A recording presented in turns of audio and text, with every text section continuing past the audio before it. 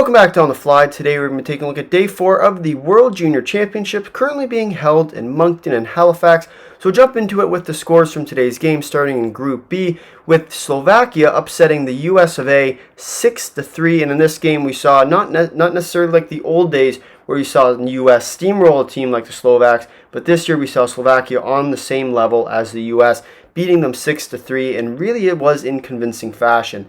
Yes, there were some penalties that probably shouldn't have been called the way that they were. 5-minute penalty of the U.S., for example. However, that is the rule book of the IIHF, so there's not too much arguing you can do there.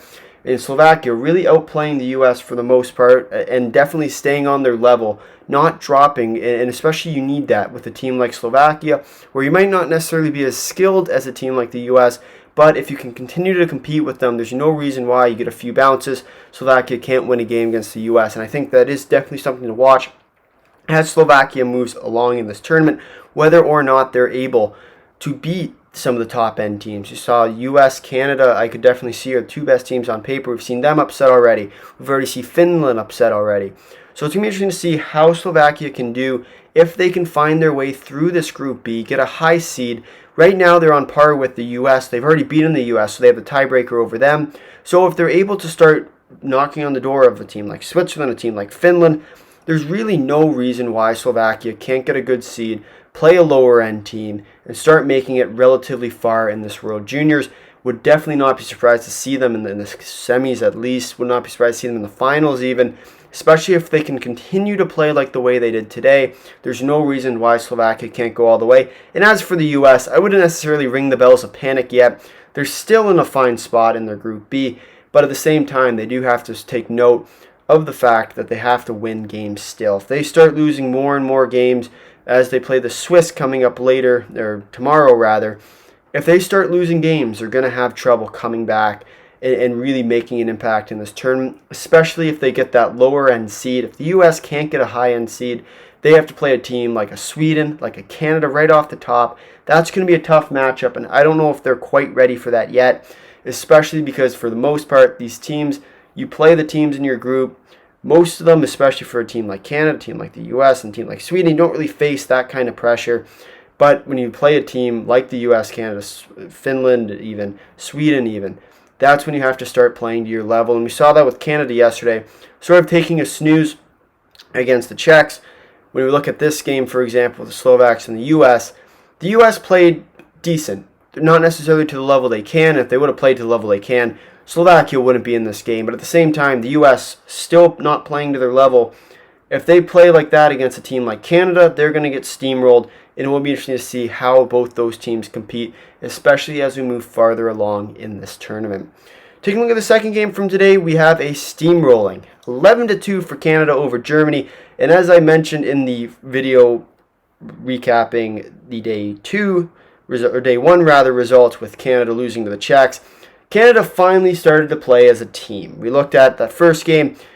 There is no I in team, and that's probably one of the best expressions to use, although there is a me, so never use that in an argument. But at the same time, there is no I in team, and Canada learned that today, steamrolling Germany 11-2, and in this game, really, there was no chance for Germany ever to come back. Connor Bedard had 7 points, kind of ridiculous. He is pretty good at hockey, I do have to say. But at the same time, when Canada can put it together, figure out what they're doing, and work collaboratively as a team, there's no reason why Canada can't go far in this tournament, and especially steamroll a team like Germany. Germany's not no scrub this year. They still have a pretty solid team. They took Sweden 1-0. They could have even been close, but at the same time, when we look at a team like Canada, if they can play to their level, there's no reason why they cannot end up winning this entire tournament. They are the best team on paper here. I stand by that. Even taking a look at Sweden, U.S., Finland, they still outrank them pretty heavily. For Canada, at least, I would not be surprised to see them go far in this tournament if they can continue to play the way they can. But with that being said, we'll move on to the Group A standings here. So we have Sweden and Czechia both with 1 regulation win with 6 points. Canada 1 regulation win and regulation loss with 3 points. Germany and Austria both in last with 0 points, 2 regulation losses each. In Austria, I'm putting them in the last spot. Germany and Austria can still be switched in and out because they haven't played each other yet, and the tiebreaker is head-to-head for the first, and then the rest of them you probably won't see, so you don't really have to worry about it. But with that being said, the last place spot is going to have to go into a relegation tournament. Best 2 of 3. The loser of that 2 of 3 is kicked out of the tournament for next year. So it is important to stay in the top 4 spots because the top 4 spots do make it to the quarterfinal rounds. We move over here to Group B. We have Switzerland in first place, 2 overtime wins, 4 points, having the tiebreaker over Finland with 1 regulation win and overtime loss. Both those teams both with 4 points. Then we have Slovakia in third place. Yes, third place over the U.S. because of the tiebreaker. 1 regulation win, 1 regulation loss with 3 points. U.S. same record, 1 regulation win, 1 regulation loss with 3 points. And Latvia in last place right now with 1 overtime loss and a regulation loss, putting them at 1 point. But at the same time, that 1 point may come crucial, especially when it comes to the way Group B is right now, with the bottom 3 teams all within 1 win of each other. So that's going to be interesting to watch as we move along in this tournament. Sort of taking a look at tomorrow's games, we have starting off at 11 o'clock a.m. Eastern Standard Time, Latvia versus Finland. Going to be an interesting game to watch. Latvia sort of playing for their tournament hopes and dreams at this point. You don't want to make it to the relegation spot, so if this game is starting to be a little bit more crucial, if Latvia can pull off a win, that's going to throw a major wrench into Group B, and it's going to be interesting to see how the other teams are going to play after that, because at that point, you have Latvia with 4 points, you have Finland with 4 points, Switzerland with 4 points, Slovakia in the U.S., Slovakia has a tiebreaker over the U.S., which means the U.S. has to start winning games. Going to be interesting to see what happens there. That's coming in at 11 o'clock a.m. Eastern Standard Time to see if Latvia can upset Finland. Move along here to most likely going to be the game of the day, but at 1:30 p.m. Eastern Standard Time between Sweden and Czechia, the 2 teams on top of Group A. It's going to be interesting to see how they play. Obviously, we have Sweden, who's been, for the most part, steamrolling teams throughout this tournament.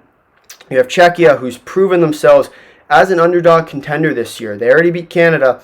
I don't see why they can't beat Sweden as well. Czechs have played their game for the most part throughout this entire tournament, but we'll see what happens when they play a team like Sweden, who's been rolling already. That's going to be your game of the day, coming in at 1:30 p.m. Eastern Standard Time. Third game of the day, we have U.S. and Switzerland, also probably going to be the 2 games of the day. You have Sweden, Czechs, and you have the U.S. and the Swiss. This game is going to matter a ton for Group B.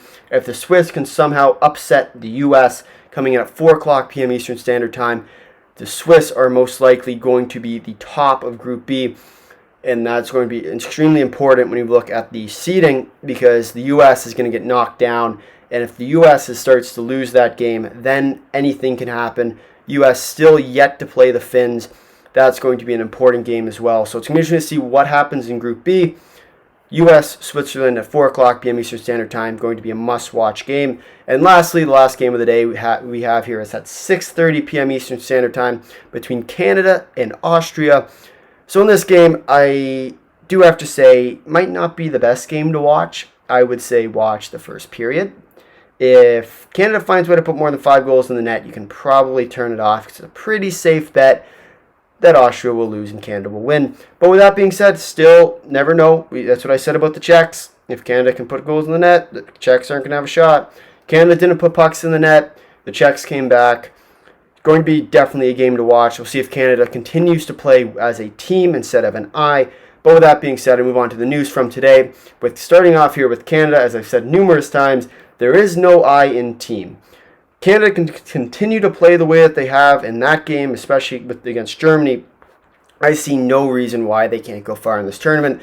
That's really going to be the biggest news of today. Canada finally being able to play as a team. Secondly, welcome back Germany. Germany obviously has not had the best of success against Canada, so we'll see if they are able to come back. Obviously, this isn't necessarily the best game that they want to be playing right now, but at the same time, Germany definitely still playing for Group A, playing for a shot at the quarterfinals, at the semifinals. I see no reason why they can't do so. Third part of today, the Slovakian team is an extremely tough opponent. We've seen this throughout. Slovakia is a team that's going to compete. If they're able to beat the U.S., there's no reason why they can't beat any other team in this tournament.